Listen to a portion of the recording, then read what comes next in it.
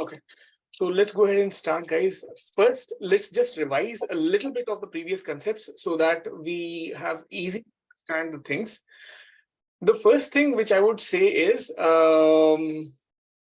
last time we saw how to make a kundli is you draw this rectangle, make the two diagonals. We can't see your camera. You can't? No, I don't know about others. There is one camera available. If you can, I mean, just put it on the tiled show so that you will see my camera on the phone. Okay, And got it. Thank you. yeah. And I would actually request, guys, I mean, if you can switch on your camera, it would make it easier for me because I need to, I mean, see who is actually, I mean, learning here. So, to go ahead, I mean, what we do is we number these anti-clockwise, starting 1, 2, 3, 4, 5, 6, 7, 8, 9, 10, 11, and 12. So these are basically 12 houses in our horoscope. And last time we discussed is that in these 12 houses, they represent different things in our horoscope overall. First, it represents our own self, Lagn, which is our mind. Second, it represents where we are born, Dhan, Kutumb, Vani. Third, represents our Parakram, Chote Bhai Behan, and a few more things. Fourth, represents our mom, our Sukh, and all the native lands, parental properties. This represents that house. Fifth is a very important house in the horoscope. It represents, first is our children, our kids. It also represents our love affairs, uncertain gains. It also represents the punya karma of the previous life. पिछले जन्म के जो आपके कर्म हैं वो पांचवें भाव से अपने रिप्रेजेंट होते हैं. सिक्स्थ हाउस रोग ऋण शत्रु. सेवेंथ हाउस जया भाव या स्पाउस भाव या फिर डेली वेजेस भाव. अपनी पत्नी पति का भाव जो है सेवेंथ हाउस है. Eighth house usually we call it is मृत्यु भाव, आयु भाव. Also, it represents many other things, including obstacles, including your sasral paksh. Ninth bhav, bhagya, pita, dharma. 10th house is your karma. What kind of, I mean, profession you will choose. 11th, your labh. 11th also represents your bade bhai behan. 11th also represents your putra vadhu. 11th also represents your fulfillment of desires. So 11th is very important bhav. 12th is the expense house, the व्यय भाव, जहां से हम सारा खर्च करते हैं. Hospital expenses comes into this. Your jail, your meditation, your dhyan, all of those expenses comes into this bhav. So I mean, life starts where we are born, how we are born, where we are born, and this ways moves on till the last of the phase. This is on a high level. We talked about various 12 houses in our horoscope. We know 9 planets are there. Out of 9 planets, I would say 7 are the planets, 2 are the balancing ones. If we talk about 7 planets where we started in the last, the first we talk is Surya, which represents your soul, your Atma. Mangal, which represents your body. Your entire energy comes from Mangal. Chandrama represents your man. And fourth is Brahaspati, which represents your Gyan. So that is how, I mean, you start with. Then after achieving all of these things, you need buddhi. Buddhi means you keep on acquiring the knowledge, and that becomes your gyan at later stage. After all of these steps, you desire for having more materialistic things, bhog vilas, घर, गाड़ी, मकान, romance, ये सब चीजें आती है. तो वहां आती है आपके शुक्र. शुक्र के बाद में आता है आपका शनि. शनि जो है, Shani Rahu Ketu, they are actually the न्यायाधीश, जज है वो. शनि और कुछ नहीं, सिर्फ आपके कर्मों का पॉजिटिव हो या नेगेटिव हो, जो भी कर्म है उन कर्मों का आपको फल देने के लिए शनि होता है। फिर उसके बाद में राहु आता है, आपके एडिक्शंस में आई मीन काम करता है, सारे आपके सिगरेट के या आपके ड्रिंक करने के या कोई भी टॉक्सिक आपके सब्सटेंसेस हो, उन सब के जो है वो राहु रिप्रेजेंट करता है। फिर केतु अल्टीमेटली फाइनली आपकी I mean and state represent करता है। राहु और केतु एक ही राक्षस के दो पार्ट हैं। सिर वाला पार्ट जो है वो राहु है और बॉडी वाला पार्ट जो है वो केतु है। राहु रिप्रेजेंट करेगा आपका माया, मटीरियलिस्टिक। केतु रिप्रेजेंट करेगा मोक्ष। राहु रिप्रेजेंट करेगा अटैचमेंट, केतु रिप्रेजेंट करेगा detachment. So this is how all of the 9 planets are. Now, after getting into this, there are some basic terms which are important for us to understand. ज्योतिष अगर मैं बोलूं तो दो आई मीन पार्ट्स में divided बोलूंगा। एक होगा आपका गणित और एक होगा फलित। गणित यानी वो पोर्शन जिसमें आप सारी कैलकुलेशंस करते हैं। गणित में भी फर्दर सब कैटेगरीज आपकी आएंगी। एक आपके आएगा शुद्ध गणित यानी शुद्ध मैथमेटिक्स, करण, तंत्र, सिद्धांत। अभी सिर्फ हम नाम जानने के लिए नाम जानते हैं, डिटेल्स में हम बाद में जाएंगे। I wanted Jyotish to become an interesting subject, but these are basic terms and definitions which I'll keep on explaining whenever they are needed. फिर उसके बाद में फलित जो एक्चुअली हम प्रिडिक्शंस करेंगे। फलित जो है फिर वो भी अपने आप में कई चीजों में डिवाइडेड है। फलित में आएगा आपका जातक, ताजिक, मुहूर्त, प्रश्न और शकुन। ये सारी चीजें फलित में आएंगी। आपके काल की जो भी कैलकुलेशंस हैं, शुरू से लेके प्रलय के अंत तक सारे कालों का आकलन, उनके वैल्यूज, उनके डिफरेंट पार्ट्स, उनके चाल चलन, आकाश में उनकी गति, सारी चीजें जो है वो आपके सिद्धांत में आती है। फिर उसके बाद अपन चलेंगे ऑन अ हाई लेवल, समझेंगे नक्षत्र क्या है, राशियां क्या है, और वहां से अपना सारी चीजें डिराइव होना चालू हो जाएंगी। जैसे अपन कभी कहीं ट्रैवल के लिए जा रहे हैं और कोई अपने से पूछता है कि यार ये एक्सीडेंट कहाँ पे हुआ, तो अपन कैसे बताते हैं कि इस पर्टिकुलर माइलस्टोन से 40 माइल आगे इस जगह पे ये एक्सीडेंट हुआ या यहाँ पे ये घटना हुई, है ना। वैसे ही आकाश में होने वाली कोई भी घटना और किसी चीज का एड्रेस अपने को बताना हो तो उसके लिए काम आता है नक्षत्र। अभी नक्षत्र मतलब बहुत सारे तारों ने मिलके एक जगह पे एक कोलैबोरेशन कुछ बना रखा, उसको अपन नक्षत्र कहते हैं, है ना। नक्षत्र आपके ओवरऑल 27 नक्षत्र हैं। बहुत तारों के जो समुदाय एक जगह मिल जाते हैं आकाश में और अलग अलग टाइप की वो शेप्स बना लेते हैं, कोई सर्प के जैसी, कोई अश्व के जैसी, तो वो सारे अलग अलग नक्षत्र कहलाते हैं। अपने पास 27 नक्षत्र हैं, पर कैलकुलेशंस में अपन एक और एक्स्ट्रा नक्षत्र यूज करते हैं जिसको अपन अभिजीत नक्षत्र कहते हैं। तो फिलहाल अपन सिर्फ इतना सा जानते हैं कि 27 + 1 नक्षत्र हैं। अपन आते हैं मेन इंपॉर्टेंट, जहां से ज्योतिष में अपन सबको इंटरेस्ट आने लगेगा, वो है राशियां। राशियां एक्चुअली होता क्या है, आपका पूरा जो आकाश है, आई मीन 360 डिग्री का अपन मान के चलते हैं कि पूरा एक प्लेन आकाश है। उस 360 डिग्री में 108 भाग होते हैं, या आप ऐसा कह सकते हो उस 360 डिग्री में 12 राशियां होती है। मतलब उस 360 डिग्री को अगर 12 से अपन डिवाइड करें तो पर राशि 30 डिग्रीज का आता है। मतलब बहुत सिंपल चीज है, आपने एक क्वाड्रेंट बनाया। Let me actually rub this of.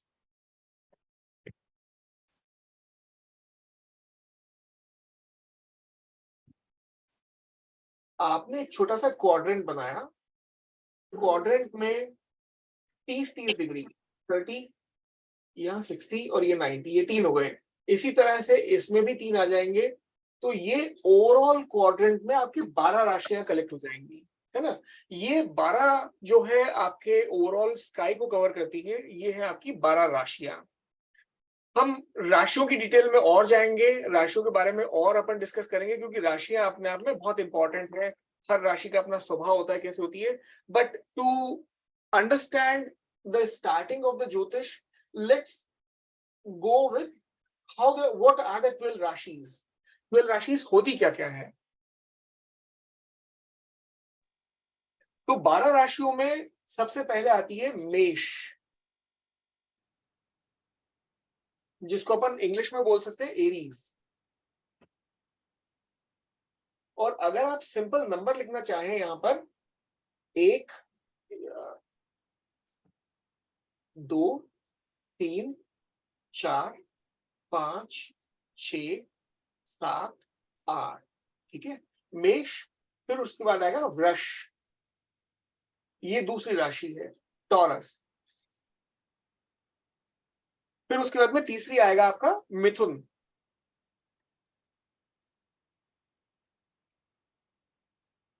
Gemini.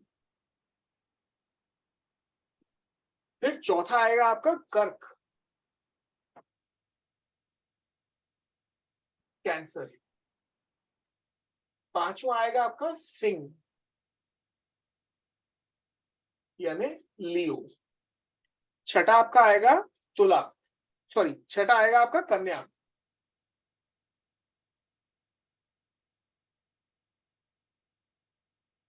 तुला और वृश्चिक।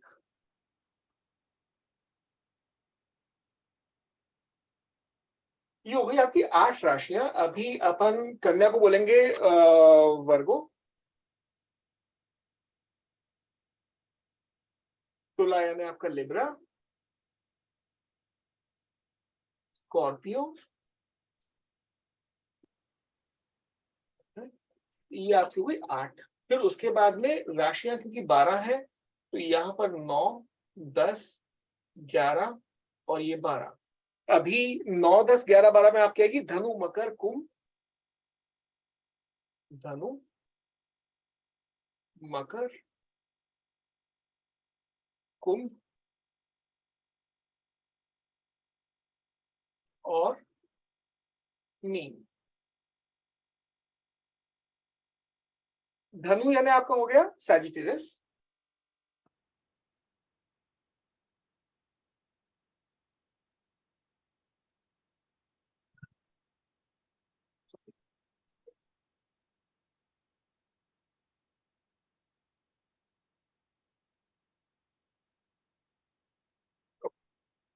धनु यानी सैजिटेरियस।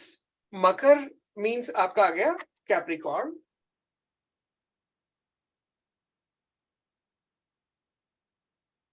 कुंभ मींस एक्वेरियस,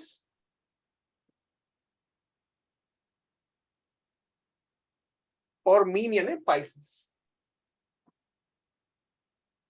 अब इसको याद रखने के लिए ये जो 12 राशियां हैं इनके स्वामी होते हैं अपने अलग अलग प्लैनेट्स, अलग अलग ग्रह इनके स्वामी होते हैं। तो याद कैसे रखेंगे इसको? हर प्लैनेट की 2-2 राशियां होती हैं एक्सेप्ट सूर्य और चंद्रमा के। पहला और 8वां अगर आप यहां से ले तो ये 8 और पहले में एक लाइन लगा लेंगे। ये जो दोनों राशियां हैं ये बिलोंग करेंगी आपकी मंगल को, मार्स। फिर उसके बाद में दूसरा और छठा जो है यानी आपके वृष और आपके तुला, ये बिलोंग करेंगी आपकी वीनस को। फिर उसके बाद में तीसरा और छठा, ये जो 2 है ये आपकी बिलोंग करेंगी मर्क्यूरी को, बुध को। फिर उसके बाद में चौथा जो है ये चंद्रमा की है, मून। और 5वां जो है ये आपके सन की है, सूर्य की। ये अपनी एक, हर राशि का एक स्वामी जरूरी है जो स्वामी आपका प्लैनेट है। फिर इसी तरह से अपन नीचे पे जाएंगे तो 9 और 12 ये 2 राशियों के स्वामी होंगे जुपिटर, गुरुदेव। फिर उसके बाद में 10 और 11 इन 2 राशियों के स्वामी होंगे आपके सैटर्न, शनि। ठीक है, अभी अपन ने ये देखा कि 12 राशियां हैं और इन सबके स्वामी ये अलग अलग आपके ग्रह होते हैं। ये आपको याद रखना ही पड़ेगा, याद करना ही पड़ेगा एक बार में, पर जब कैलकुलेशंस में अपन लेंगे तो वो सारी चीजें अपने आप क्लियर हो जाएंगी।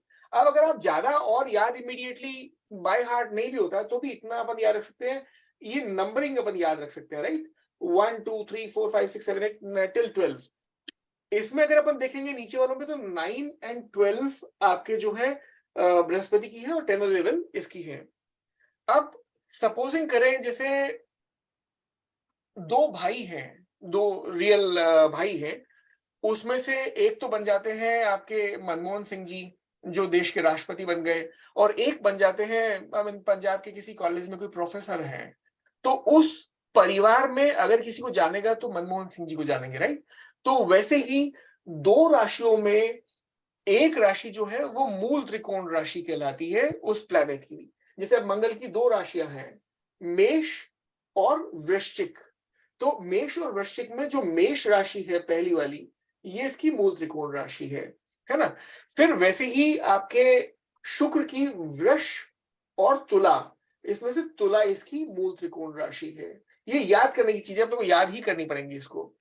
फिर वैसे ही अपन बुध की देखें मिथुन और कन्या, तो इसमें कन्या जो है इसकी मूल त्रिकोण राशि है। अब सिंस चंद्रमा की और सूर्य की एक एक राशि है तो यही अपने आप में मूल त्रिकोण राशि भी रहेंगी। फिर उसके बाद अपन आते हैं बृहस्पति पे। बृहस्पति की दो है धनु और मीन, तो ये धनु जो है उसकी मूल त्रिकोण राशि रहेगी।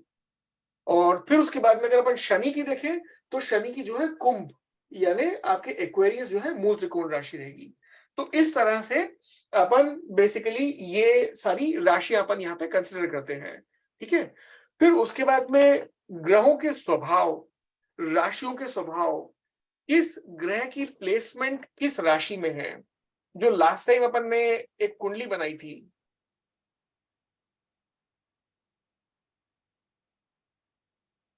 एक सेकेंड,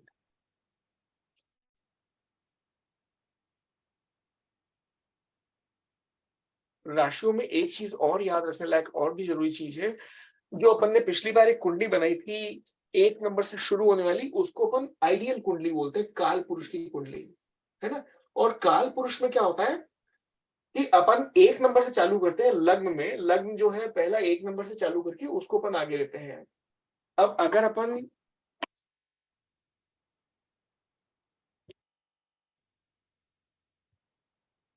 ये एक दूसरी कुंडली बनाते हैं, काल पुरुष जो है उसकी कल्पना कुछ कैसे की गई है तो वो मैं आपको बताऊं। I mean there are several things.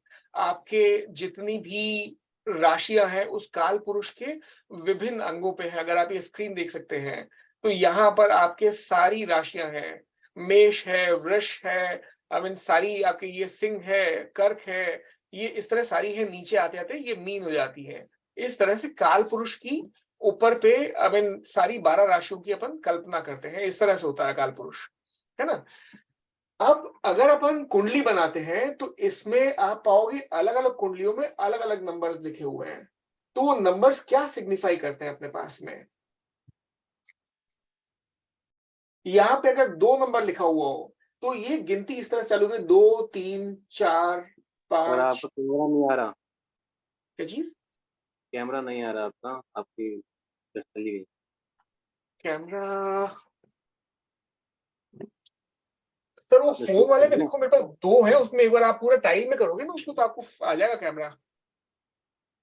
नहीं, आप जो अभी वो काल पुरुष दिखा रहे थे उसके बाद से गायब हो गया। काल पुरुष के बाद से गायब हो गया क्या? आ गया, चलो आ गया, आ गया। आ गया, ओके सॉरी। तो अभी अपन यहाँ देखें तो कई बार आप ये पाओगे कि लग्न में 2 नंबर लिखा हुआ है, तो अपन यहाँ 2 से लेके इस गिनती को एंटी क्लॉकवाइज चालू कर देंगे। 2 3 4 5 6 7 8 9 10 11 12, फिर यहाँ पे 1। अब ये जो कुंडली आपकी हुई है ये आपके वृष लग्न की कुंडली हुई। मतलब इसको जातक को पैदा करने वाला जो ग्रह है वो वीनस है, इसका मालिक बनेगा यहाँ पर वीनस, है ना। अब ये प्लेसमेंट कहीं भी हो सकती है। ये सिर्फ हमने 12 भाव, 12 भावों में 12 राशियां, वो 12 राशियों के अलग अलग कॉम्बिनेशन है सारे। यहाँ पे 3 नंबर किसी भी शुरू हो सकती है, और यहाँ 3 नंबर से होगी तो 4 5 6 इस तरह से आगे बढ़ेगा। यहाँ पे 4 भी आ सकती है। तो अपन बेसिकली किसी भी इंसान की अपने को राशि जाननी होगी तो अपन यहां से शुरू करेंगे। अगर 4 नंबर की राशि है तो मतलब कर्क राशि का है वो इंसान, तो यूजुअली कर्क राशि के लोगों में सब में एक कैरेक्टरिस्टिक्स कुछ कॉमन होंगी। राशियों की अपन जब कैरेक्टरिस्टिक्स पढ़ेंगे तो वहां से अपने को पता चलेगा कि ये राशि के कैरेक्टरिस्टिक्स क्या हैं, या इस राशि का जो स्वामी है वो प्लैनेट उसकी कैरेक्टरिस्टिक्स क्या है, और वो करीब करीब on a very high level उस इंसान में मिलेंगी। बट स्टिल अगेन ग्रहों की प्लेसमेंट्स इन सब अलग अलग भावों में अलग अलग जगह होने से वो डिसाइड करेगा कि आपकी कुंडली क्या है। It can be a possibility कि यहाँ पे ये 2 नंबर्स चालू है तो वीनस इसका मालिक है। आई मीन वीनस ने इस जातक को पैदा किया है। वीनस की प्लेसमेंट पंचम भाव में हो सकती है, जो वीनस आपके रिप्रेजेंट करेगा फिर आपके संतान को, या वीनस रिप्रेजेंट करेगा आपके लव अफेयर्स को। यहाँ पे इसी तरह से वीनस की प्लेसमेंट आपके इधर हो सकती है, इस जगह आ सकती है, वीनस की प्लेसमेंट इधर आ सकती है।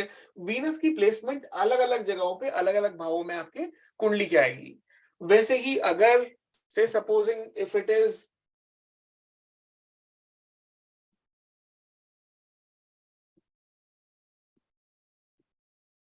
instead of 1 or 2, if we want to start with से सपोजिंग हम लेते हैं 8 से चालू करते हैं। ये हो गया आपका वृश्चिक लग्न की कुंडली। 8वां जो है उसका मालिक है मंगल। ये है वृश्चिक लग्न की कुंडली। तो अगर ऐसे चालू करेंगे तो यहां से गिनती आएगी 8, 9, 10, 11, 12, 1, 2, 3, 4, 5, 6, 7, है ना। तो इस हिसाब से आपकी ये सारी कुंडली की आई मीन कैलकुलेशंस रहेंगी। अब ये जो भी जातक होगा ये वृश्चिक लग्न की जातक है, वृश्चिक लग्न का जातक है ना। अब पहला भाव अगर उसमें ही वृश्चिक लग्न का है तो इस आदमी के स्वभाव में कुछ चीजें वृश्चिक जैसी निश्चित रूप से आएंगी। अब वृश्चिक के क्या क्या स्वभाव होते हैं, वृश्चिक मतलब स्कॉर्पियन, उसके क्या क्या स्वभाव होते हैं वो इसके अंदर डेफिनेटली देखने को मिलेंगे, depending on the placement of the planet that again can vary a little bit here and there. यहां 9 नंबर का होगा तो 9 नंबर यानी उसका स्वामी है बृहस्पति।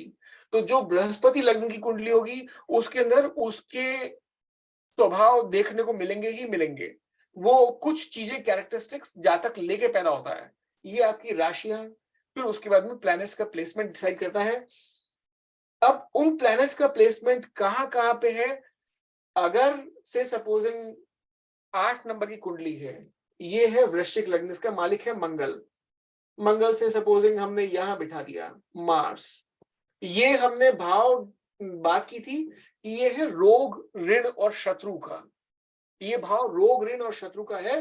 तो जिस प्लैनेट ने इस इंसान को जन्म दिया वो आके खुद बैठ गया रोग ऋण और शत्रु में, है ना। ये सिंपल चीज है। अब इसके बेस पे हम आगे प्रिडिक्शन चालू करेंगे, पर प्रिडिक्शन पार्ट पे पहुंचने से पहले कुछ और डेफिनेशनल पार्ट अपना समझना बहुत जरूरी है कि ग्रहों के दिशा बल क्या होते हैं, ग्रहों के ऊंच और नीच क्या होते हैं, ग्रह कहाँ पे अपने नैसर्गिक रूप से ज्यादा ताकतवर होते हैं, ग्रह कहाँ से नैसर्गिक रूप से कमजोर हो जाते हैं, ग्रह में दिशा बल कहाँ से पकड़ता है, ग्रह दिशा बल कहां से लूज करता है, कौन से 2 ग्रह आपस में शत्रु हो जाएंगे या कौन से 2 ग्रह आपस में मित्र हो जाएंगे, कौन सी राशियां किस किस पंच तत्व को रिप्रेजेंट करती हैं, किस पंच तत्व से किस पंच तत्व के 2 लोगों में आपस में मित्रता रहेगी या किस पंच तत्व के 2 लोगों में आपस में शत्रुता रहेगी, है ना। अगर जल और अग्नि साथ में बैठ जाएं, एक राशि रिप्रेजेंट करेगी जल, एक राशि रिप्रेजेंट करेगी अग्नि, अगर वो दोनों साथ में हो तो उनकी आपस में कभी पट ही नहीं सकती है ना। अगर अग्नि और वायु साथ में हो जाए तो वो मित्र हो जाएंगे, है ना। पृथ्वी और जल हो जाएंगे तो वो भी मित्र हो जाएंगे। तो इस तरह से मित्र और शत्रु आपके राशियों के बीच में बेस्ड ऑन देयर तत्व, उस राशि के तत्व क्या है। तो ये सारी चीजें अपन आगे देखेंगे।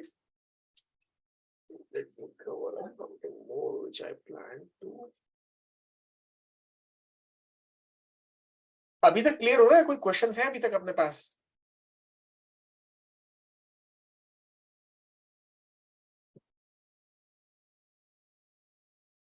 Anyone, any questions yet?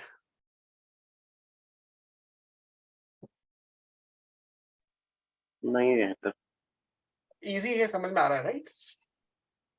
Easy तो नहीं है, बट हाँ एक बार रटना पड़ेगा, बाद में ये बहुत कैलकुलेट बहुत इजी हो जाएगा।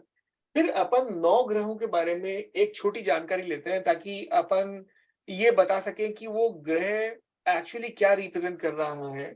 वो ग्रह किसी राशि में बैठेगा तो उसका क्या वो आउटपुट निकालेगा। ये पर्टिकुलर क्लास आपको राशियों वाली एक बार याद करनी पड़ेगी और शायद 2 या 3 बार देखनी पड़ेगी, कोई बहुत बड़ी बात नहीं है ना। बट अगर नहीं समझ में आती है ये बेसिक चीजें आपको, मैं इसलिए बहुत डिटेल में नहीं जा रहा हूँ इसके, अगर ये नहीं समझ में आती है तो अपन अगली क्लास में इसको फिर डिस्कस कर लेंगे और I mean I will clarify all your doubts. But basically अपने पास में 12 राशियां हैं, 7 ग्रह हैं, उन 7 ग्रहों में वो 12 राशियां बटी हुई है ना। उसमें से 7 ग्रहों में से सूर्य के पास एक राशि है लियो यानी सिंह, चंद्रमा के पास एक राशि है कर्क यानी कैंसर, और बाकी सबके पास में बाकी जो भी 5 ग्रह हैं सबके पास 2-2 राशियां हैं। मंगल के पास में 2 राशियां हैं, मेष यानी एरीज और आपके वृश्चिक यानी स्कॉर्पियो। आपके शुक्र के पास में 2 राशियां हैं, वृष यानी टॉरस और तुला यानी लिब्रा। बुध के पास में भी 2 राशियां हैं, मिथुन यानी जेमिनी और कन्या यानी वर्गो। फिर उसके बाद में अगर अपन बृहस्पति की बात करते हैं तो उसके पास में भी 2 राशियां हैं, आपका धनु और मीन। धनु यानी सेजिटेरियस, मीन यानी पाइसेस। 10 और 11 जो है ये शनि की राशियां हैं, मकर यानी कैप्रिकॉर्न, 11 कुंभ यानी एक्वेरियस। इन 5 ग्रहों की जिनके पास 2-2 राशियां हैं, तो एक राशि जो है वो मेन राशि बनेगी जिसको अपन मूल त्रिकोण राशि बोलते हैं। जो सर आपको टोक रहा हूँ बीच में, ये शुक्र की तो वृष और कन्या है ना, नहीं 2 नहीं, और 6। शुक्र की वृष और तुला। आप इसको ऐसे याद रख सकते हो, बहुत सिंपल सी चीज है। आप अगर राशियों के नाम याद नहीं भी रहते हैं आपको, तो सिर्फ नंबरिंग आप याद रख सकते हो राइट। हम एक काम करते हैं, यहाँ पे 1 2 3 4 5 6 7 8, हम सिर्फ ये लिखते हैं, 8 नंबर तक लिखते हैं।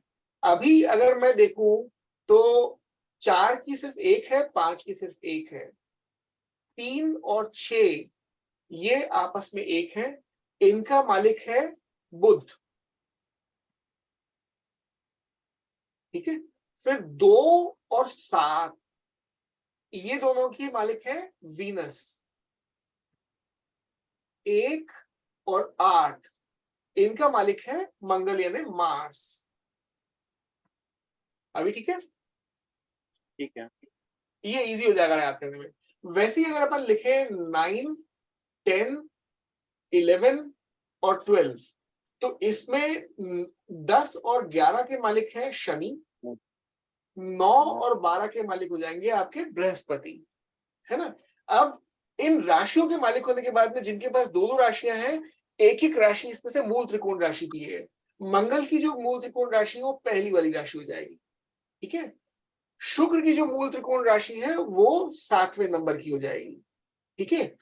चौथा और 5वां ऑलरेडी मूल त्रिकोण है क्योंकि इनकी एक ही राशि है। अब रहेगी बात बुध की, तो बुध की ये 6 नंबर की राशि मूल त्रिकोण हो जाएगी, है ना। ये अपने को ऐसे याद रखना है, मतलब सिर्फ मंगल की ऊपर की है और बाकी सबकी नीचे की है, ये ऐसे मूल त्रिकोण अपने को याद रह जाएगा।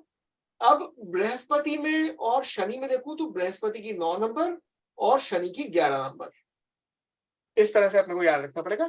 तो ये है आपकी मूल त्रिकोण राशियां। अभी जब भी कुंडली बनेगी, लग्न में जो भी नंबर आएगा उस नंबर के हिसाब से हम ये ऑन अ हाई लेवल अंदाजा लगा सकते हैं कि जातक को पैदा करने वाला प्लेनेट है कौन सा, जातक को पैदा किसने किया है ना, और जातक ने कहां पे जन्म लिया है। ये बहुत हाई लेवल पे हम यहाँ लाइट बात करेंगे, but again placement of the planets is the final thing which decides the things. फिर नक्षत्र उसके बाद में और एक लेवल डीप ले जाएंगे, है ना। नक्षत्र जो 27-28 नक्षत्र हैं, हम उनकी गहराई में और जाएंगे, और उसके अलावा हमको कुछ और चीजें भी समझनी पड़ेंगी अपने गणित वाले ज्योतिष में, जिसमें आपका तिथियां आ जाएंगी, जिसमें आपके आई मीन और तिथियों के अलावा योग आएंगे, करण आएंगे, वार आएंगे, ये सब चीजें आएंगी। तो ये कैलकुलेटिव है, पर मेरा ये मानना है कि फलित ज्योतिष को सीखने के लिए, प्रिडिक्शन वाले ज्योतिषी को सीखने के लिए थोड़ा सा गणित का ज्ञान होना बहुत जरूरी है। जिसको मैथमेटिक्स का ज्ञान बेसिक समझ में आता है कि कौन सी चीज कहां से कैसे जा रही है, जिसको ये पता है कि पूरा आकाश जो है 360 डिग्री का एंगल है, उसमें अपने पास में 108 भाग है, 12 राशियां हैं, एक राशि के पास में 9 भाग आते हैं, एक राशि जो है 30 डिग्री में आती है ना। तो वो अपन उसको बेसिकली वहां से अपन राशियों की अंडरस्टैंडिंग आएगी। हर राशि का जो साइन है वो कौन सा साइन है, उससे उसके स्वभाव का पता चलता है। अगर अपन स्कॉर्पियो की बात करते हैं, अगर किसी का लग्न स्कॉर्पियो है, तो स्कॉर्पियो लग्न के अंदर स्कॉर्पियो यानी आपके बिच्छू वाले जो कुछ गुण हैं वो जरूर आएंगे। जो 4 नंबर की कुंडली है जिसमें चंद्रमा है, आई मीन उसने उसको प्लेनेट ने पैदा किया है, तो उसके अंदर चंद्रमा के गुण थोड़े से जरूर आएंगे। आप ये कह सकते हो कि वो इमोशनल थोड़ा सा होगा वो बंदा, है ना। पर again depending on the placement of the planet, it finally decides how the जातक इज गोइंग टू बी। वैसे ही अगर 9 नंबर की कुंडली है तो वो आदमी ज्ञान से ड्रिवन ज्यादा होगा। आई मीन मेरी 9 नंबर की है, मेरा धनु लग्न है, तो वो आदमी ज्ञान से ज्यादा ड्रिवन होगा। मैं ज्ञान को पसंद भी करता हूँ, मेरे को मानना है कि जो भी आदमी ड्रिवन है वो ज्ञान से ही है मेनली, तो मैं जरा ज्ञान से प्रेम ज्यादा रखता हूँ। सबकी अपनी अपनी प्रवृत्ति है, सब अपने अपने व्यवस्था के हिसाब से उस पर्टिकुलर तरफ पे अपनी रुचि रखते हैं। तो ये बेसिक राशियों का एक आइडिया है। काल चक्र की जो अपन ने कुंडली देखी, जिसमें अपन 1 नंबर से अपन चालू करते हैं सारा गणित, ये काल पुरुष की कुंडली होती है, जिसमें आइडियली आपके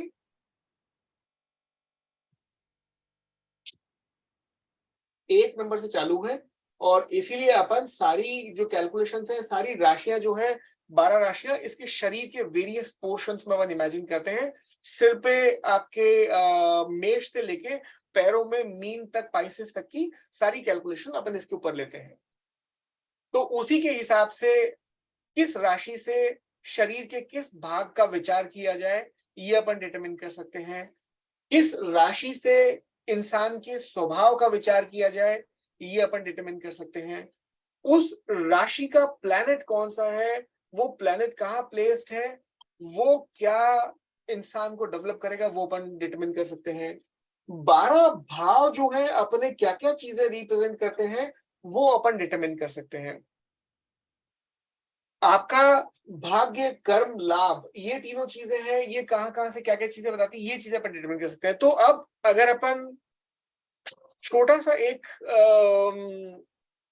समझना चाहे ग्रहों की प्रकृति या ग्रहों की प्रवृत्ति, तो सूर्य जो ग्रह है वो आपके ब्रह्मदेव कहलाते हैं, आत्मा का स्वरूप है।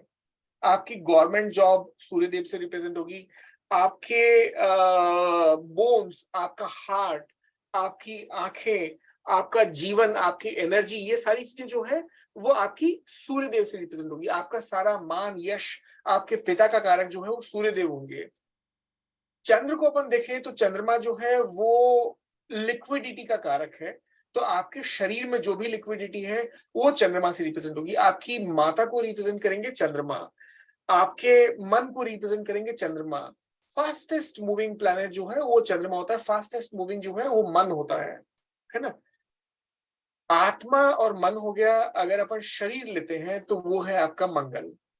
मंगल जो है ग्रहों में देवताओं की सेनापति है, और देवताओं की सेनापति होने के लिए इनके बॉडी सही होना या बॉडी को रिप्रेजेंट करना, सारी चीजें मंगल रिप्रेजेंट करता है। मंगल से आप अपने छोटे भाई बहनों का रिप्रेजेंटेशन भी करोगे, मंगल से आप बोल्डनेस का रिप्रेजेंट करोगे, मंगल से आप बहुत हौसला या जिसको कहते हैं दबंग, वो मंगल से आप डिटरमिन करोगे।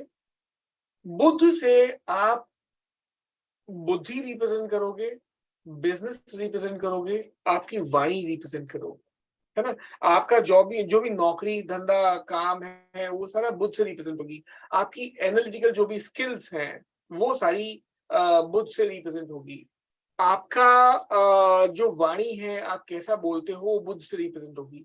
बुध अगर मतलब कहीं पीड़ित है या आई मीन उसकी सही व्यवस्था नहीं है, या आपके द्वितीय भाव जो धन कुटुंब वाणी को रिप्रेजेंट करता है वहां पीड़ा है, ये भाव और प्लैनेट दोनों के आपस में तालमेल से आपका ओवरऑल पर्सनालिटी कैसे हुई रिप्रेजेंट होगी। कई लोग तोतले होते हैं, वाणी में प्रॉब्लम है, या कई लोग कंटिन्यू झूठ ही झूठ बोलते हैं। एक जातक की कुंडली मैंने देखी थी, बड़ी प्यारी सी, वो एग्जांपल मेरे को भूले नहीं भूलता है। तो वो बहुत ही प्यारी कुंडली थी। उस जातक की ये बहुत बड़ी प्रॉब्लम है कि मतलब वो कंटिन्यूस चलते रास्ते हर चीज में झूठ बोलने का जरा गजब शौकीन है वो। और मेरे लिए वो आइडियल कैंडिडेट है, जिसकी वजह से कुंडली देखने में शायद शुरुआत की मैंने।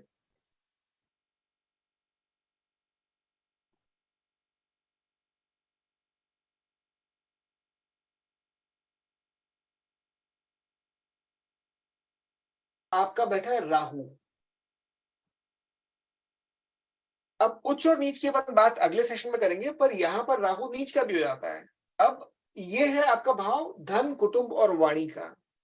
अगर धन कुटुंब वाणी में नीच का राहु बैठ गया तो सबसे पहला आप बेझिझक बिना सोचे आंख बंद करके बोल सकते हो, ये आदमी एक नंबर का झूठा होगा, चलते रास्ते झूठ बोलेगा। ये जो बोले इसकी बात पे यकीन नहीं करना, चलते रास्ते झूठ बोलेगा। ये बड़ी सिंपल सी, बहुत बिल्कुल हाई लेवल बता रहे हैं। हालांकि अभी यही अपने फाइनल वचन नहीं है, इसमें हजार कैलकुलेशंस और भी होंगी। पर एक छोटी सी चीज अपन ने देखते ही यहाँ बोल ली कि यार द्वितीय भाव में धन कुटुंब वाणी में राहु बैठा हुआ है और राहु यहाँ पे आके नीच का हो जाता है, तो ये आदमी तो झूठ बोलने में पक्का चैंपियन होगा। दूसरा, इस इंसान को गले में थायराइड की प्रॉब्लम आने के बहुत फेयर चांसेस है। ये गले पे अटैक कर रहा है, ये गले पे रिप्रेजेंट कर रहा है। ये बहुत छोटी छोटी चीजें हैं। ये आप भाव से क्यों, भाव क्या रिप्रेजेंट कर रहा है, वहां पे कौन सा प्लैनेट बैठा है, या वो कौन सी राशि है, उससे आप on an average high level पे मोटा मोटी एक बता सकते हो कि कैसा तरह होगा। फिर अपन जाते हैं अगले प्लैनेट पे, बृहस्पति पे। बृहस्पति रिप्रेजेंट करेगा आपका ज्ञान, आपका धन, आपकी हैप्पीनेस। स्त्री के लिए उसका पति भी रिप्रेजेंट करेगा। बृहस्पति रिप्रेजेंट करेगा आपका पुत्र। बृहस्पति रिप्रेजेंट करेगा आपके भाई बड़े। बृहस्पति आपका मान यश रिप्रेजेंट करेगा। आपके अंदर जितना ज्ञान है वो सारा बृहस्पति रिप्रेजेंट करेगा। बृहस्पति देवताओं के गुरु हैं और सबसे आदरणीय है। फिर उसके बाद अपन पकड़ते हैं शुक्र को। शुक्र को अगर अपन पकड़े तो जितने भी क्लेश के जो भी रीजंस है दुनिया में, वो सारे शुक्र के ओरिजिनेटेड हैं। शुक्र जो है, शुक्राचार्य, वो दानवों के गुरु होते हैं। आपके पास में जितनी भोग विलास की वस्तुएं हैं, जिसमें आपकी गाड़ी, जिसमें आपका घर, जिसमें आपका मोबाइल, कोई कंज्यूमेबल गुड्स, कोई भी आपके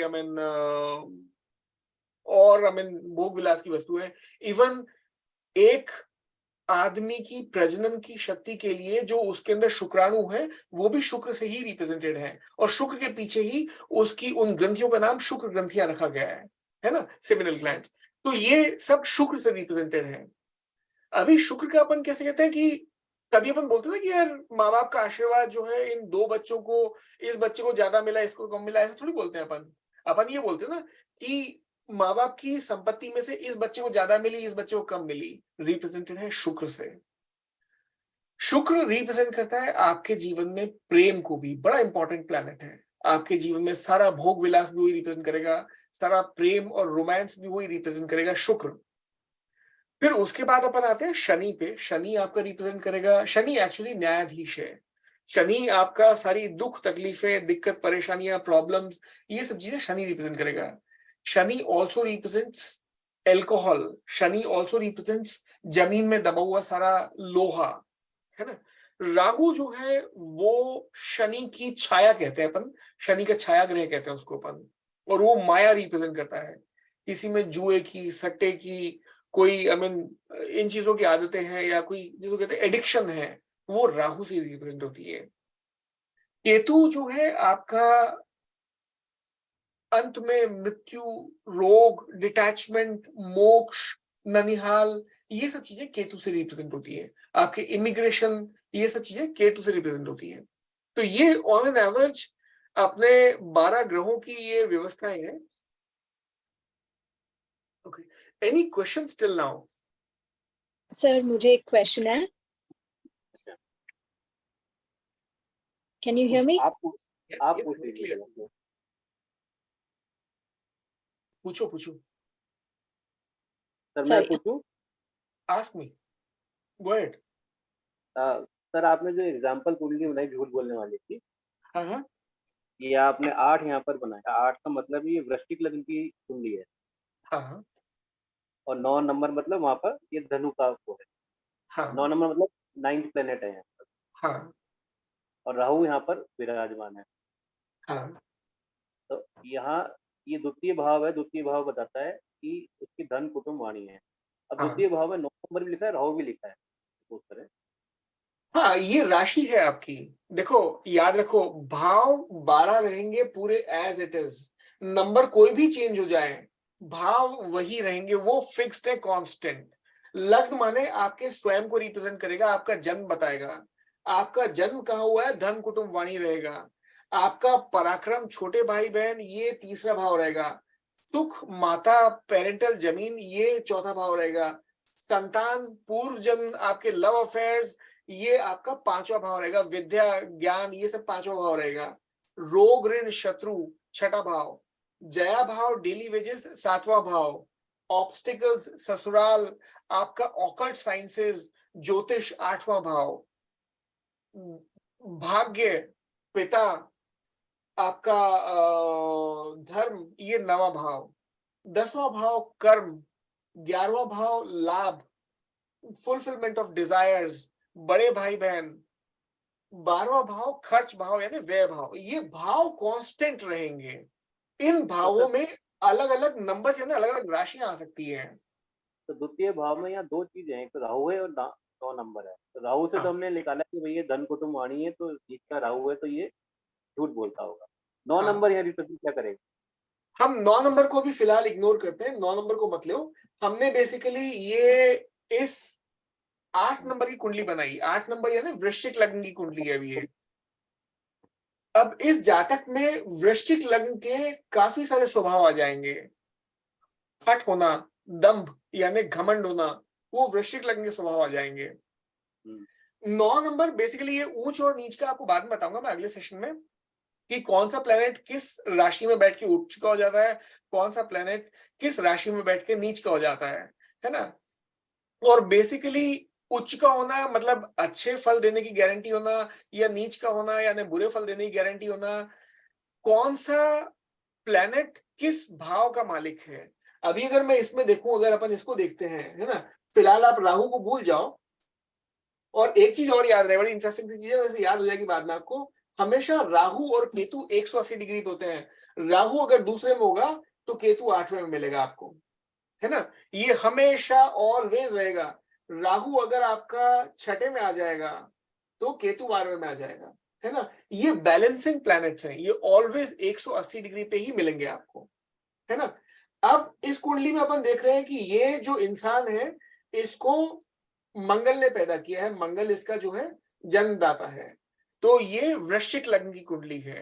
पर अब ये सब चीजें अलग अलग जगह प्लेस्ड है ना। यहाँ पे आपके 9 नंबर में राहु आ गया, 10 नंबर में कुछ और आ गया, 11 में कुछ और, 12 में कुछ और, फिर या 1 नंबर, 2 नंबर, ये 3 number, 4 number, 5 number, 6 number, 7 number. ये 3 नंबर जो ही ऑब्स्टिकल्स का भाव हो गया। यहाँ पे अगर राहु है तो ऑब्स्टिकल्स में आपका केतु मिलेगा आपको। Make sense? ठीक है सर, लेकिन ये राहु यहाँ आया कैसे? नहीं, राहु को तो अपन ने डाला है। नहीं, अपन जहाँ डालेंगे वहां जाएगा राहु। जैसी कुंडली बनती होगी, राहु कैसे पता लगता है कि यहाँ आ रहा है? वो कोई कैलकुलेशंस होती हैं या कैसा होता है? हाँ, वो अभी और कैलकुलेशंस अपन बाद में जाएंगे। वो राहु की कैलकुलेशंस, कौन सा प्लेनेट कहाँ पे प्लेस्ड होगा, ये अपन इसमें थोड़ा लेटेस्ट स्टेज पे जाएंगे। मेरी कोशिश ये कि अभी बेसिक अपन एक डेफिनेशन समझ लें हर एस्पेक्ट की, हर चीज की, किस किस की दृष्टियां कौन कौन सी हो सकती है, किस किस के ऊंच नीच कौन से हो सकते हैं। तो ऑन अ हाई लेवल आप एटलीस्ट एक रिसर्च करने के लिए तैयार हो जाओ। हमें जरूरी है भाव समझने की, हमने 12 भाव समझ लिए, हमें जरूरी है प्लैनेट समझने की, हमने अपने 7 प्लैनेट और राहु केतु समझ लिए, हमें जरूरत है 12 राशियां समझने की, हमने 12 राशियां समझ ली। अब इन 3 के कॉम्बिनेशन से भाव, प्लैनेट और राशियां, आप 10-20% ज्योतिष बन गए, अगर आपने ये अच्छे से सीख लिया तो। सर एक चीज और मैं पूछना चाहता हूँ, जैसे हाँ। किसी व्यक्ति को हमें राहु है, राहु आपने बोला नीच का है तो उसको झूठ बोलने की आदत है, तो जैसे हम जब कुछ आगे बढ़ेंगे तो उसको इसके उपाय ये बताएंगे कि भाई राहु को कैसे ऊंचा किया जाए? वो सब जो अपन बात आएंगे, सब चीजों पे आएंगे अपन। मतलब मेरी जो अल्टीमेट जो रिसर्च में बात कर रहा हूँ आपसे, सारी एस्ट्रो योगा की। अपन जो भी ज्योतिषी नॉर्मल पंडित बताते हैं, जो ग्रंथ अपने बताते हैं कि यार अगर आपके राहु की है तो कोड़ियों का खाना खिलाओ, है ना, या अगर आपके शुक्र को स्ट्रॉन्ग करना है तो माँ लक्ष्मी को घी अपन शुक्रवार को चढ़ाओ। ये सब तरह की चीजें सारे ग्रंथ बोलते हैं, सब ज्योतिषी बोलते हैं। मेरी जो खोज है, मेरी जो डिस्कवरी जो मैंने की है, वो योग में की है। आपके राहु की प्रॉब्लम है तो राहु आपको क्या क्या सिम्टम्स देगा? राहु आपके दिमाग में तूफान देगा, तूफान, तगड़े तूफान, है ना, विचारों के तूफान। मतलब आप बलपूर्वक एक विचार को बाहर निकालोगे, 1 करोड़ नए विचार अंदर आ जाएंगे। जिसकी भी राहु की महादशा चल रही होगी या अंतरदशा या प्रत्यांतर दशा चल रही होगी, वो टाइम उसके दिमाग में काटना मुश्किल हो जाएगा। मतलब एक विचार निकालेगा दूसरा।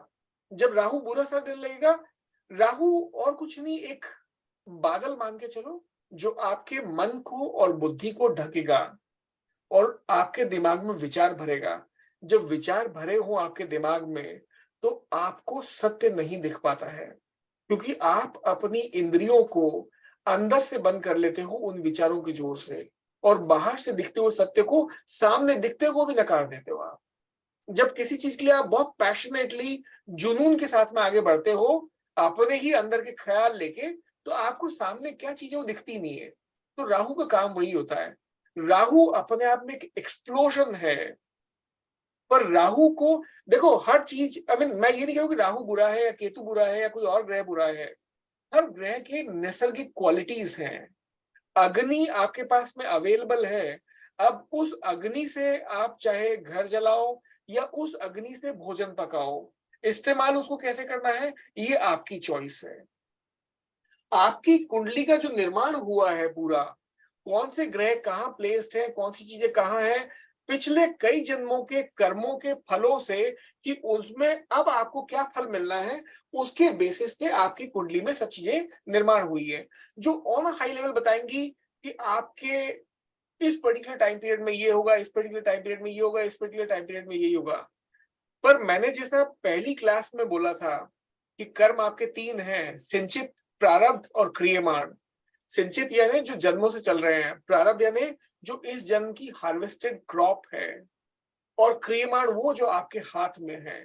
और हाथ के कर्मों की ताकत इतनी है कि पूरी कुंडली में कहीं भी कुछ भी बैठा हो, कैसा भी बैठा हो, आप एक ही जन्म में सारे जन्मों के कर्मों को निष्फल करके गौतम बुद्ध बनने की ताकत रखते हो, एक ही जन्म में मीरा बनने की ताकत रखते हो। डिपेंड करता है आपके संकल्प के ऊपर।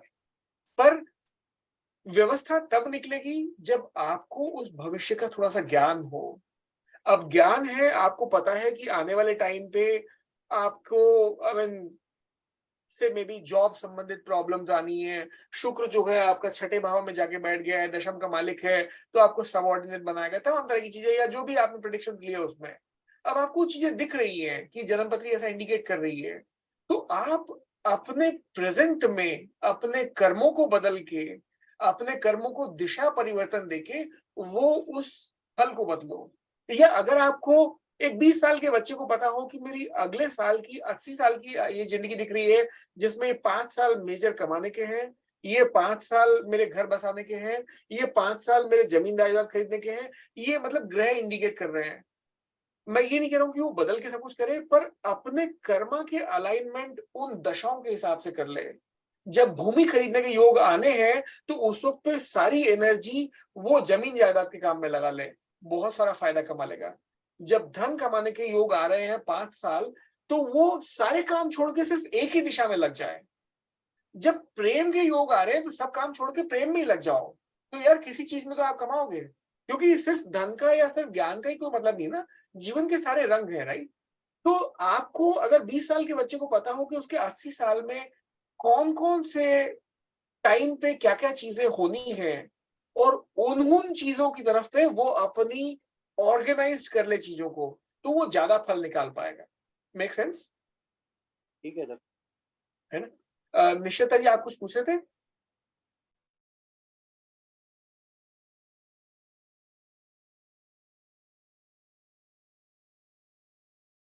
और एनी क्वेश्चंस फ्रॉम एनीवन?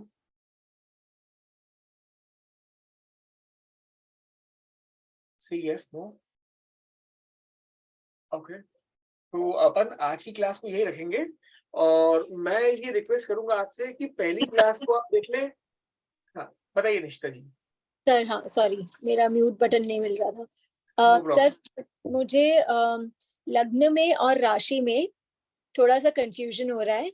जब आप बोल रहे हैं कि फर्स्ट हाउस में सपोज 8 नंबर है, मतलब स्कॉर्पियो है, हम्म, तो वो स्कॉर्पियो लग्न हुआ या स्कॉर्पियो राशि हुई? स्कॉर्पियो राशि ही है, राशि 12 है। राशि में आपके मेष, वृष, मिथुन, कर्क, सिंह, तुला, कन्या, वृश्चिक, धनु, मकर, कुंभ, मीन, ये 12 राशियां हैं आपके पास टोटल। इन 12 राशियों में स्कॉर्पियो जो आपके वृश्चिक है वो राशि ही है, जिसके स्वामी है मंगल, है ना? वो राशि ही है। अब राशियां अलग अलग भावों में आके बैठ गई हैं। पहले भाव को अपन लग्न कहते हैं। लग्न मतलब जहां से आपका जन्म पता चलता है, आपके स्वयं के बारे में पता चलता है, आपके मस्तिष्क के बारे में पता चलता है, वो पहला भाव लग्न। प्रथम, द्वितीय, तृतीय, अब इस तरह से आप आगे गिनते हो। तो लग्न मतलब फर्स्ट हाउस। ओके, तो सर मतलब मून साइन और लग्न सेम है? नहीं, मून साइन और लग्न से नहीं है। मून साइन, आप जोडियक साइन को बोलना चाह रहे हो क्या? ज़ोडिएक तो शायद सन साइन होता है ना? वो सन और मुझे मून में मत जाओ, क्योंकि वो ज्योतिष में कैलकुलेशंस आगे आएंगी अपनी। सूर्य कुंडली और चंद्र कुंडली बाद में आएंगी अपनी कैलकुलेशंस में, इसलिए हाँ, अभी तुम टर्म्स मत जाओगे तो कंफ्यूज हो जाओगे आप। मैं ये बोलूंगा कि आप इसको सिर्फ जोडियक साइन बोलो, या आप राशि बोल लो इसको, है ना? अभी वो सन के हिसाब से कि मून के हिसाब से, वो अपन बाद में देखेंगे। बेसिकली मून के हिसाब से तो जहां मून पड़ा होता है उसके उसको लग्न मान के अपन उसकी कैलकुलेशन अलग करते हैं, तो चंद्र कुंडली बन जाती है, पर उसमें अपन बाद में आएंगे। अभी सिर्फ ये रटने का काम लो। इस पे मैं आपको बहुत सारी प्रैक्टिकल एक्सरसाइज कराऊंगा क्लास में। तो I mean by next class और next to next class we will start doing practical examples in the class, so that you start playing around with the things and you understand कि चीजें कैसे चल रही हैं। अपन हर एक से इंडिविजुअली एक एक से एक प्लेग्राउंड के जैसे रखेंगे कि यार आई मीन अब ये 8 नंबर है तो स्कॉर्पियो है, तो अब इसमें अलग अलग उसके कारक कौन से हैं, मारक कौन से हैं, उसके और बाकी सब चीजें क्या क्या हैं, कौन कौन से ग्रह कहाँ कहाँ पे प्लेस होने से क्या क्या चीज हो रही है। तो अपन इंडिविजुअल एक एक इंसान से करवाएंगे तो आपके लिए प्लेग्राउंड हो जाएगा वो। क्योंकि जब तक वो प्लेग्राउंड अपन खेलेंगे नहीं ना, तो तब तक अपन सीख नहीं पाएंगे। तो अभी उन एडवांस कैलकुलेशंस को आप रहने दो, उसको अपन लेटर स्टेज पे डेफिनेटली करना ही पड़ेगा अपने को, अपने पूरे प्रेडिक्शंस गहरा लेने के लिए वो करना ही पड़ेगा अपने को। और इसके अलावा तो भी और गहरी में अपन और जाएंगे। अभी आपके डी चार्ट्स आने हैं, आपके गोचर आना है, बहुत सारी चीजें हैं, बहुत सारे लूप्स हैं। हम ओके, सिर्फ डेफिनेशन वाइज शुरू में चल रहे हैं। ठीक है सर। तो sir for now first house मतलब लग्न और वही राशि है। हाँ, फॉर नाउ अभी क्या रखो, अगर पहले में 8 लिखा है तो ये वृश्चिक है, पहले में 9 लिखा है तो ये धनु राशि है, तो पहले में 1 लिखा है तो ये मेष राशि है, पहले में 2 लिखा है तो वो वृष राशि है। सिर्फ उसको याद रखो अभी, है ना? तो अब इसके हिसाब से आप एक अंदाजा लगा सकते हो कि अगर पहले में 8 लिखा है तो इस तरह से लिखा है, तो अब मंगल की 2 राशियां हैं, मंगल के पास में 2 घर है यहाँ पर, है ना? 1 नंबर और ये छठा भाव और आपके पहला भाव। अब अगर अपन शुक्र का देखें तो शुक्र के पास में भी 2 घर हैं, तो ये वाला और ये 7 नंबर घर, ठीक है? अगर अपन बुध का देखते हैं तो बुध के पास में भी 2 घर है, ये 3 नंबर, ये वाला जो 8वें भाव में, और ये 6 नंबर, ये 2 घर बुध के पास है। ये चंद्रमा का है, ये आपका सूर्य का है। अब अगर अपन देखें तो चंद्रमा की राशि जो है आपके धर्म भाव में आ गई है, सूर्य की राशि जो है कर्म भाव में आ गई है ना। तो इस तरह से अपन देख सकते हैं। वैसे ही अगर अपन शनि की देखें तो शनि के पास में अगेन ये 2 राशियां हैं। अगर अपन बृहस्पति के पास देखें तो अगेन उनके पास में ये 2 राशियां हैं। तो इस हिसाब से आपका ऑन अ हाई लेवल अपन याद रख सकते हैं। अब अपन ये देख सकते हैं कि अब बृहस्पति को डिपार्टमेंट मिला है धन कुटुंब वाणी का, बृहस्पति को डिपार्टमेंट मिला है संतान का, पिछले जन्म के पुण्य कर्मों का, बृहस्पति को डिपार्टमेंट मिला है अपने लव अफेयर्स का। तो ये सारी चीजें अपन इनसे निकाल सकते हैं। वैसे ही शनि को डिपार्टमेंट मिला है आपका पराक्रम का, शनि को डिपार्टमेंट मिला है आपके छोटे भाई बहनों का, शनि को डिपार्टमेंट मिला है आपके माता का, सुखों का, है ना। आपके मंगल के पास ही डिपार्टमेंट है रोग ऋण शत्रु का। आपके शुक्र के पास में डिपार्टमेंट है आपके, क्या बोल रहे सर? ओके, शुक्र के पास में डिपार्टमेंट है आपके स्पाउस का, आपके डेली वेजेस का, है ना। बुध के पास में डिपार्टमेंट है आपकी ऑब्स्टिकल्स का। बुध के पास में एक डिपार्टमेंट और भी है आपके लाभ का, है ना। इससे आप ऑकल्ट साइंसेस भी देखते हो। ये आपके बहुत हायर नॉलेज है। ये चंद्रमा के पास में है आपके धर्म का, चंद्रमा के पास में है आपके आई मीन हायर साइंसेस का, चंद्रमा के पास में है आपके भाग्य का डिपार्टमेंट, सूर्य के पास में है आपके कर्म का डिपार्टमेंट, है ना। तो इस हिसाब से अपन एक ऑन हाई लेवल अंदाजे लगाते हैं कि मतलब ये डिपार्टमेंट इन ग्रहों के पास में है। अब इन ग्रहों के बारे में अपन जानते हैं कि क्या क्या रिप्रेजेंट करेंगे। तो अगर सूर्य जो आत्मा का कारक है, सूर्य जो गवर्नमेंट जॉब का कारक है, सूर्य के पास में ये वाला डिपार्टमेंट कर्म का आ गया, तो इसके गवर्नमेंट में संबंध अच्छे होना या गवर्नमेंट में जॉब लगना, ये इस तरह की चीजों के बारे में अपन सोच सकते हैं। मतलब यहाँ आपको सिर्फ एक इनिशियल थॉट दे रहा हूं मैं, क्योंकि अभी ग्रहों के प्लेसमेंट किस राशि में किस भाव में होने हैं वो डिपेंड करेंगे। ऐसा पॉसिबिलिटी है कि सूर्य जो है जाके यहाँ पे बैठ जाए छठे भाव में, यहाँ सूर्य बैठ जाए। अगर यहाँ पे सूर्य बैठ गया तो सूर्य आपका उच्च का हो जाएगा, है ना। वैसे ही अगर सूर्य यहाँ जाके बैठ गया इसमें तो सूर्य नीच का हो जाएगा, है ना। तो वो अब क्या क्या चीजें सूर्य रिप्रेजेंट कर रहा है, क्या क्या चीजें भाव रिप्रेजेंट कर रहा है, उस प्लेनेट के पास में कितनी पावर है, कितनी डिग्री का है, किसकी दृष्टियां है, वो सब चीजें अपन विल टेक इट लेटर। पर एक बार ये कंसेप्चुअली आप समझ लो, भाव 12 भाव, 12 राशियां, 7 प्लैनेट्स और उसके साथ में 2 राहु केतु जो उसको 9 प्लैनेट्स बना देते हैं, है ना। ये आपके मोटे तौर पे एक हायर साइंस 10% आपका एस्ट्रोलॉजी कंप्लीट हो जाएगी, 10% अगर आप ये सीख गए तो। ठीक है, okay, thank you. Okay, any questions?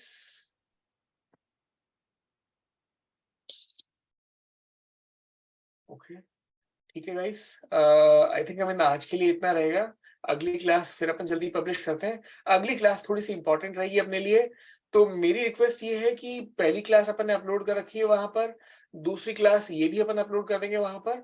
तो एक बार इन दोनों क्लासेस को आप रिवाइज करना, एक बार ध्यान से समझना। कोई भी क्वेश्चंस हो आपके तो आप लिख के रखना, है ना। तो अपन नेक्स्ट क्लास में वो डिस्कस कर लेंगे और यहाँ से अपन शुरुआत करेंगे। By third or fourth class, you'll be at least able to, have some idea on how the personality looks like. ये पर्सन, ये जातक कैसा लग रहा है, अपन इसको फटाफट स्पीड में कवर करेंगे, है ना। और कोई प्रश्न किसी के अभी? Okay, I will take your silence as no. तो बहुत बहुत धन्यवाद आप सबको आपके समय के लिए, है ना। अगली बार फिर मुलाकात होगी सेम जूम पे। Thank you Kapil ji. Thank you. Thank you. है ना, चलिए।